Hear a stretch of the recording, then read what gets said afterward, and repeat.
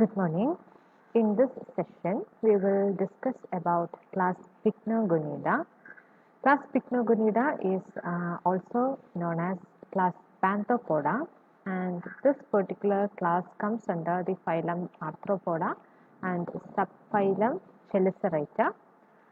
And last class we were discussing about the three different classes that comes under subphylum Chelicerata. One is class Neurostomata, second is class Arachnida, and here is the third one, which is class Pycnogonida or class Panthopoda. And most of the members of, or all the members of this class, that is class Pycnogonida, are actually marine arthropods. All are marine in nature, or they are found in oceans, and they are commonly known as sea spiders. Okay, so most of the members are marine, and they are called sea spiders. And its example is nymphon. Nymphon is, I have provided the diagram of a sea spider, which is called, their genus is commonly called nymphon. And here are two different species of sea spiders. And they are actually about 1,000 species have been described till now, and they occur from a depth of 500 meters. Okay. And talking about their silent features, their body is divided into three regions, that is an anterior cephalon, then a middle trunk, and a posterior portion, which is the abdomen. Okay, I will show the three body regions. Here is the cephalic region or the cephalon, and next to cephalon you can find a trunk. Then posterior to the trunk you can find a vestigial part, which is abdomen. Abdomen is considered as a vestigial part in case of the class Panthopoda or Pycnogonida. Okay, and in case of this organism, here it is the anteriormost part, and which has got the cephalon or the head portion, and this is the trunk, and in the posteriormost portion you can find the abdomen, which is a vestigial portion, and these are its walking legs. Okay, these are the walking legs which arises actually from the trunk. And the abdomen of these organisms, that is sea spiders, they doesn't have abdomen, they doesn't possess walking legs in the abdominal area. Okay, so all these walking legs arise from its trunk. Clear? Okay, and we will discuss in detail about its morphology. That is, head possesses four segments. This is the cephalon. This is actually a small region of its head, trunk, and abdomen. Okay, it is the same organism. Okay, so this is the head portion. This is the trunk. This is the cephalon or the head portion, and here you can find the trunk.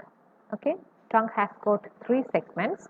This is the first segment, this is the second segment, and here you can find the third segment. And here this is the vestigial abdominal area, and it has got an anus. So this is the cephalon region or the head region, and here you can find the trunk, and here it is the abdomen. Clear? So the head possesses actually four segments, and we will discuss in detail what are these four segments. And it has in the head portion or in the cephalon, you can find an anterior most proboscis. This is the proboscis, which is also called the rostrum. Okay, so next to proboscis you can find a small appendage which is called the chelicerae. Okay, this is a pair of chelicerae. They are called chelicerae because all these members comes under the subphylum Chelicerata. Okay, so this organism, sea spiders, are a member of subphylum Chelicerata, and subphylum Chelicerata has got three classes, and one of the class is class Panthopoda or class Pycnogonida. Clear? So all the members of subphylum Chelicerata has got an appendage which is called chelicerae. Okay, here it is the proboscis which is also called rostrum, and next to proboscis is the chelicerae, and beneath the chelicerae you can find the pedipalp. Here is the pedipalp, or commonly called as palp, which is another appendage that you can find in the anterior most part of the cephalon. Okay, this is the pedipalp, and also it has got a pair of walking leg. Okay, it is actually two in number, but it is given only a single walking leg. Okay, this is the walking leg. Clear? And a rostrum or proboscis carrying the mouth lies at the anterior end of the cephalon. Four simple eyes or ocelli lie on the dorsal side of the cephalon posteriorly. That is, the proboscis, I have already told, proboscis is also called rostrum, and here you can find the mouth of sea spider, and also it has got ocelli. Ocelli means small eyes that you can find posterior to the cephalon. This is the cephalon, and this is the anterior part of the cephalon. Here is the posterior portion of the cephalon, and here you can find the eyes of or the ocelli of the nymphon or sea spider. I will show another diagram. So this is an enlarged diagram of sea spider. This is the ventral portion, and here it is the cephalon. This is the cephalon, and here you can find the different appendages, and this is the proboscis or the rostrum, and here is the cephalon. It is the posterior part of the cephalon, and here it is the ocelli. Clear? So this is ocelli or the eye, and also cephalon bears four appendages. That is, first is a pair of chelicerae that we have already seen. This is the chelicerae, and a pair of pedipalp. Here you can find palp, or it is also called pedipalp, and also it has got a pair of walking leg. This is the walking leg, and also a pair of ovigerous leg. Here you can find the small structure of an ovigerous leg which actually arises from the cephalic region. Okay, so ovigerous leg bears the ova or the egg. I will show a diagram. Here you can find the legs of sea spider which actually possess the eggs. Okay, these are ovaries with eggs, and only a single pair of ovigerous eggs is found, or ovigerous leg is found in the cephalon. Okay, the rest ovigerous legs arises from the trunk. Clear? So this is an important point, that the cephalon of the sea spiders possess a single ovigerous leg, but the rest ovigerous legs arises from the trunk. Clear? And the trunk is composed of three segments, and I will show the three segments. This is the first segment of the trunk. Here you can find the second segment of the trunk, and here it is the third segment of the trunk.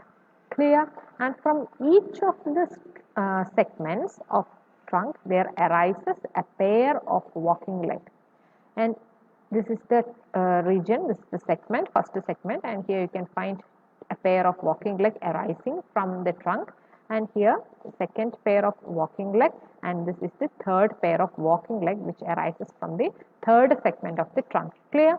And here there is a small vestigial portion which is which doesn't possess any kind of appendage. It is called the abdomen. I have already told you that abdomen is a vestigial portion or vestigial part, and it has got a portion called the anus. Okay.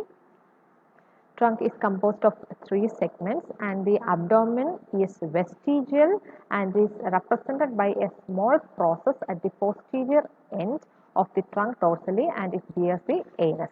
Clear?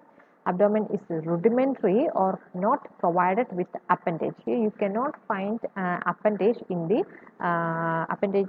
abdominal region. Okay.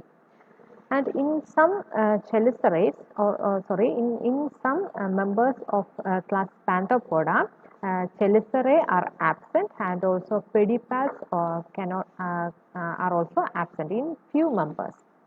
And their reproductive organs extends into the leg. Okay, you can find their reproductive organ that extends into its walking legs. And you can find some ovaries. These are small rounded ovaries, and it also possesses eggs in it.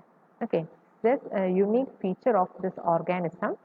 So their reproductive organs are extended to its legs, and ovaries with eggs can be found in the leg portion. And they feed on the body juices of anemones, corals, and bryozoans. So they actually feeds on some other smaller marine animals such as bryozoans. Bryozoans are small colonial animals that you can find in the marine ecosystem, marine environment, and they also feeds on some corals and in sea anemones also. And they doesn't possess any kind of respiratory as well as excretory organs. They are devoid of respiratory and excretory organs. And the heart is tubular. They possess tubular heart with 2 or 3 pairs of ostia. Ostia refers to pores. Small pores are called ostia, and they possess a tubular heart, and the sexes are separate, or they are gonochoric organism. Gonochoric refers to they are not hermaphrodites. Okay, they sexes are separate, and the ovigerous legs carry the eggs until they hatch. I have already provided the diagram. That is the ovigerous leg. This is an ovigerous leg, and it carry the eggs until they are hatched. Okay, and the larva is called protonymph. I have provided the diagram of larva, which is called protonymphon, and it bears 3 pairs of limbs. Here you can find 3 pairs of limbs that arises from its trunk, and this larva is called protonymphon, and the main organism or the organism is called the nymphon or sea spider. Okay, so these are the important silent features of class Pycnogonida, which is also known as class Panthopoda. Thank you.